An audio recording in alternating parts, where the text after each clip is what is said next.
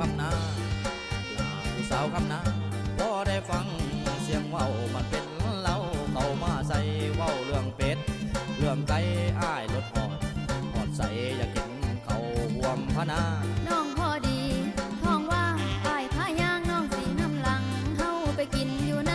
วังหรือสิกินอยู่ในหาดแม่ตาหวานของอ้ายอย่าอายสิพายังลัดอ้ายสิพาไปกินเขาอยู่วัดสาแล้วจริงค่อยเมื่อ